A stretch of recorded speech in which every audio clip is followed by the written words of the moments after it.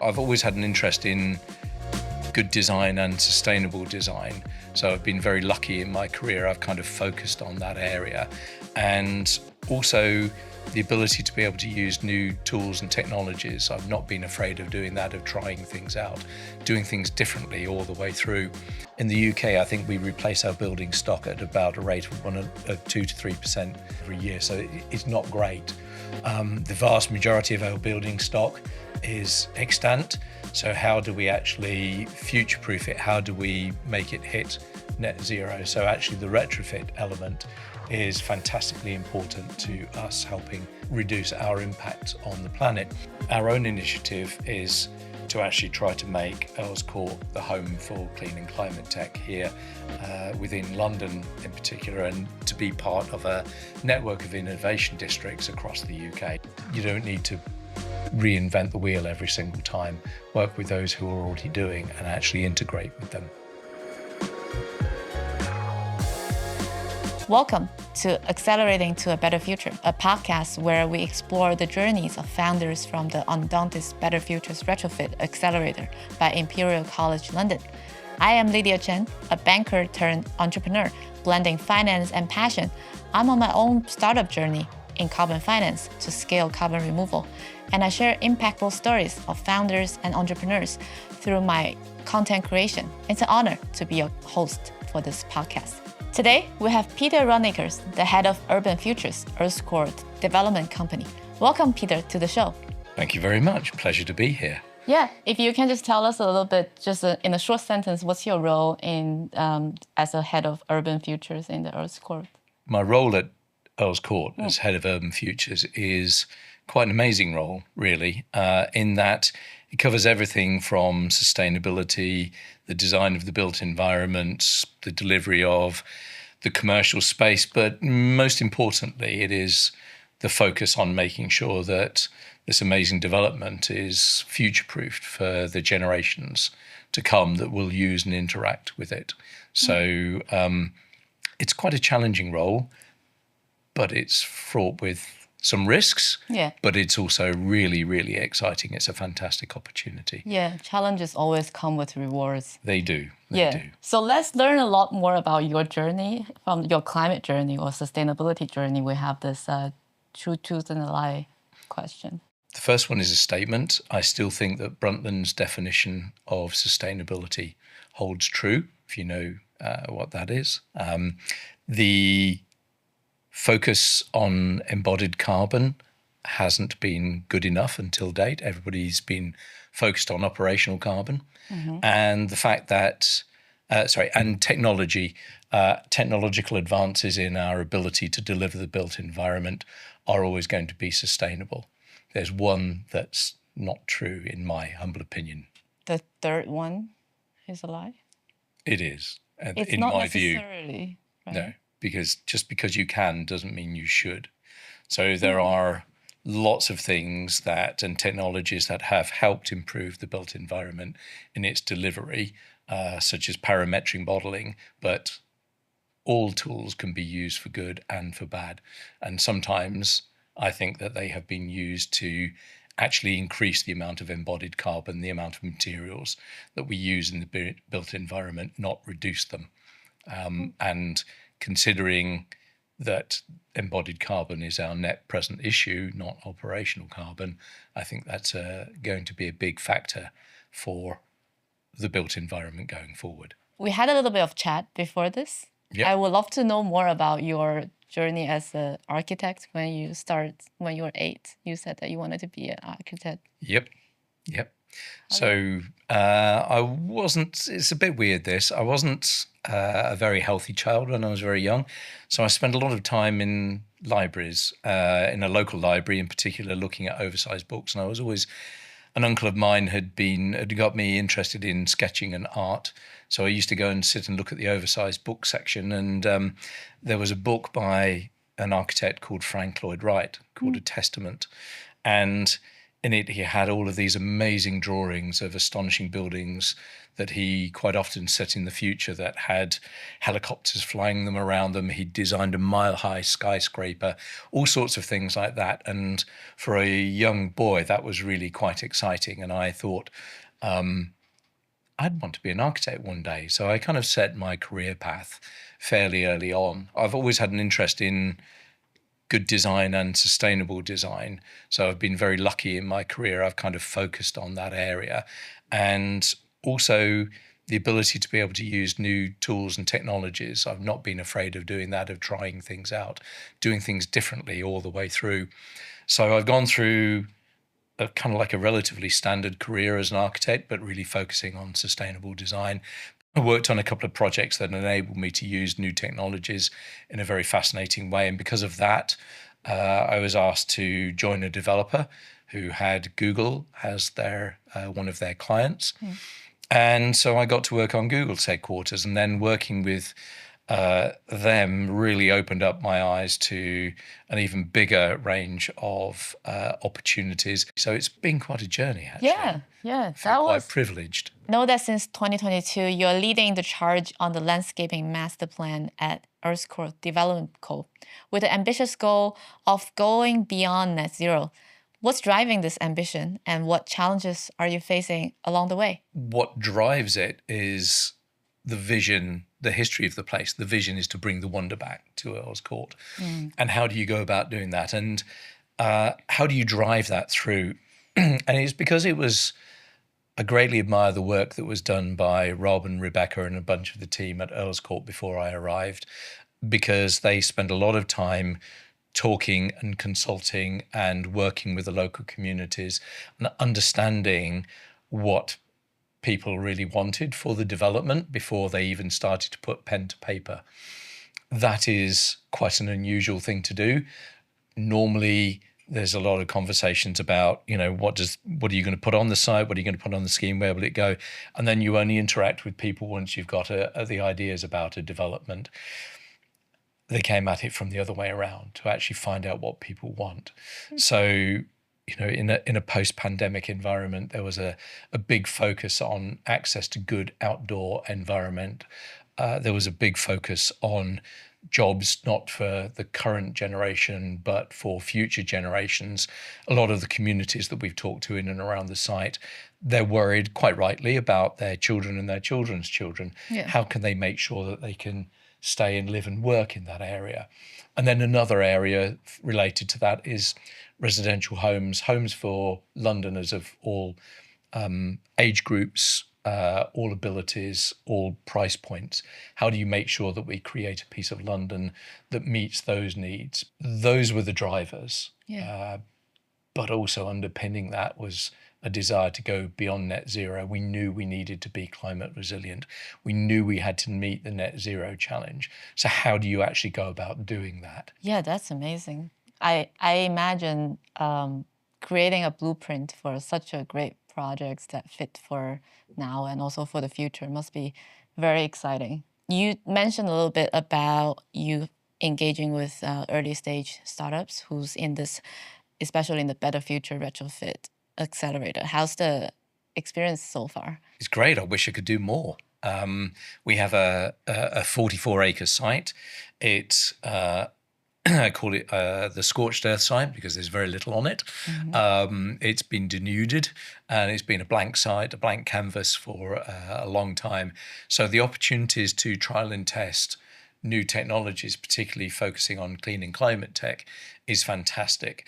It's not easy for the startups to quite often find spaces that will enable them to trial and test on site. So that's a fantastic opportunity. I'd like to be able to do more of it. That's great. How do you see the Better Future Retrofit Accelerator cohorts and their clean tech solutions contributing to this vision? I think they can contribute to this vision greatly because there are existing building stock within our development. In the UK, I think we replace our building stock at about a rate of 2 to 3% every year. So it's not great. The vast majority of our building stock is extant. So how do we actually future-proof it? How do we make it hit net zero. So actually the retrofit element is fantastically important to us helping reduce our impact on the planet. Plus also a lot of those retrofit technologies will be able to be adjusted or applied in new build. And as the vast majority of the site is going to be new build, if you can trial and test them on existing built fabric, then you know that you've got a proven technology that you can then take forward into the new build as well. You will be building 4,000 new homes? Yeah, about 4,000 new homes. And 35% affordable, and also creating new jobs. About 12,000 new jobs when the whole scheme's built out. That's amazing. That's quite important. Yeah. You might have heard of Passive House, which is a way of benchmarking and designing new homes in a sustainable manner. Everybody focuses on the environmental impact of that, but one of the lovely things about Passive House is that it improves the internal environmental quality so much that people are healthier. That means that the wider benefits to society, like I've mentioned before, about if they're healthier and they're fitter, they're less likely to spend time in hospital, they're less likely to need doctors, they live longer, they have more fuller lives. All of that it comes back to that virtuous positive circle. So whilst you might be saving the planet, you're also helping improve people's lives, you're helping improve their economic circumstance, and it all starts to create that positive flywheel going forward. Why is it called passive housing? Is because they use passive technologies, i.e. things that are the opposite of what I was talking about earlier, the adaptive technologies. They're using the passive the solid fabric first approach to improve the environment. So lots of big overhangs to prevent solar gain coming in the first point. Highly insulated, very good qualities of air tightness, the ability to ventilate very well without losing all of that heat that you've already got built up within the house. So there are those kinds of technologies that you can use just using the built fabric that will actually help reduce the impact on the planet, because it's kind of designed for the long-term impact, not short-term. Is EarthCore considering any initiatives to support the development of testing of innovation built environment solutions? We're doing that by being open, and it's our own initiative. We're working with Hammersmith and Fulham and RBKC, but we're also working with Imperial and Undaunted and other HEs to trial and test new ideas. So we're happy to take part in any initiatives, but our own initiative is to actually try to make Earls Court the home for clean and climate tech here within London in particular, and to be part of a network of innovation districts across the UK. You don't need to reinvent the wheel every single time. Work with those who are already doing and actually integrate with them. Adaptability is a key in bridging the gap between developers and occupiers, right? How do you approach this in your projects? We call it being, in terms of our design principles, about being good ancestors. That means making sure that the building stock that we are delivering and the built environment that we're delivering is fit for future generations. So it can be anything from making sure that the infrastructure allows for climate change. So, for example, all of the public realm within the development is only watered and maintained by water that either falls onto the site or by grey water that we're capturing and reusing within the site. And that's because we recognise that water is going to be a limited resource going forward. So it's planning for things like that, making sure that the buildings are adaptive so that they're designed that the uses that we need for them now may not be actually economically viable in the future. So can we make sure the buildings are adaptive to future purposes? So that means they've got to have really good bones. So how can you actually adapt those buildings internally for other uses to make sure that they are adaptable for other uses?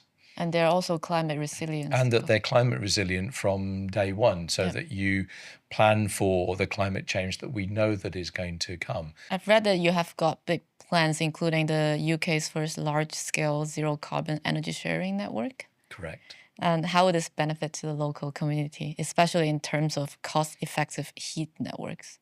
I got really excited by this 5th generation ambient loop, Okay. which uses low temperature water, ambient temperature water, to move energy around the site. And it's energy created on site from air source heat pumps and ground source heat pumps. So it's basically operationally net zero from day one. So a heat pump, for every 1 unit of energy you put into it, can create anywhere between 2.5 and up to 4 units of energy back, because it's either taking it from the air, from the environment, or from the ground. And so you are energy positive. Oh, So wow. that That's fascinating. yeah, it got me really quite excited. You'd never think that an architect would be excited by an energy system. You've had led many major projects like the King's Cross regeneration and now Earth Court. If you can share some key lessons you've learned across creating development ecosystems that prioritize people and the planet, with somebody else out there who's wanting to do the same, what would you share? Be as bold as you possibly can. Always look forward. Don't. This sounds really trite, really, but there's a lot of preference for business as usual. Don't be afraid of really pushing the envelope, because on big scale development, by the time you've got the scheme through, quite often the bleeding edge will be the next generation of ideas that will actually be almost getting to business as usual. So don't be afraid to plan for the future, to push for that. And also have patience. Be prepared for big ups and downs, because on big projects, you're always going to have big ups and downs. It's not always going to be plain sailing. We always do a lightning round. Are you ready? Yep, let's give it a go. So you've worked on many incredible projects. If we can go back and pick any historical architect or urban planner, who would it be and why to collaborate with? The ability to work with Frank Lloyd Wright would be astonishing. A lot of the thought and the thinking that he put into the designs of his buildings were innately human, but also innately sustainable. Falling water, it might be a cliched piece of architecture now, but I think it's just astonishing. The second question is, given your focus on sustainability, what's one small change you believe everyone can make to live more sustainably? In your movements, in the things that you do every day, think about, it's a really just a subtle little thing to think about the impact on the planet, the carbon footprint that you're going to have. Even looking at the packaging when you're shopping in the supermarket, how are you going to get from A to B? Just simple little things of just thinking about, it might be the easiest thing for me to do, but is it the best thing to do for the planet? And how will it impact others? If you could bring one innovation from any of your past projects into the Earth Court development, what would it be? It would be the ability to have more adaptive facades. That might sound a little technical. What is that? But facades that can change and shift with the environment around them. So shutters, openings, elements of the building that can automatically track the passage of the sun, that react to the air quality around them, things like that. So if we can do that across a greater range of buildings, I think that would be fantastic. What's one piece of advice you give to someone who just starts in the urban development field, and especially with the focus on sustainability? Not to be afraid to make waves. Understand your audience and adapt your message to suit the audience. If you want to do something that is slightly different, but quite radical from a sustainability perspective, if you're talking to the bean counters, the money people, address it from their perspective, how it's going to add value and not increase their capital expenditure. If Earth Court had a theme song that represents the vision of the future, what would it be? There's a couple. I think Go West by the Pet Shop Boys. Positive, forward, upward thinking. If I may be slightly innovative and have a second one, it's a bit more old school. Yeah. The lyrics to The Times Are A-Changin' by Bob Dylan, I think, are very foresightful and stand the test of time. So those two things, really, it would be, yeah. Nice. Go West and Go West. The Times Are A-Changin', because they always are. For the closing tradition, we have a question from the previous guest. So the founder of Verve Energy, James Dearsley, has left a question for you. His question is, how are you going to solve the problem of responsibility, ownership, and accountability of paying for the sustainability agenda? Who pays? I'm going to be slightly controversial here. I don't think actually being sustainable should cost you more. In the long term, it's looking at the long-term value, not even the long term, the short, medium term. You need to understand the value of things, not the cost of things. It shouldn't cost more to be sustainable. If it's going to compete against a business as usual world, it needs to cost the same or have even more value so that it is actually a proper value proposition that will encourage its take up. I don't think sustainability should cost you more, because ultimately we're all going to pay if we don't start doing things more sustainably. We have a very short window in which to fix things. I agree. It's about having those better products, better systems, better projects for the current generation and future generations to come. Exactly. Thank you so much for being on the podcast today. Thank you. Thank you. So, fist bump.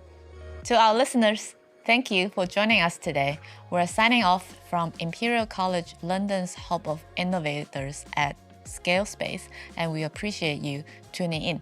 The Better Futures Retrofit Accelerator is supported by the Greater London Authority's Better Futures program, co-funded by the UK government through the UK Shared Prosperity Fund. In the face of climate change, we're undaunted. For more amazing updates of our events and activities, subscribe to our newsletter, follow us on LinkedIn and X, and of course, go tell a friend. This is me, Lydia Chen, and thank you for listening to Accelerating to a Better Future.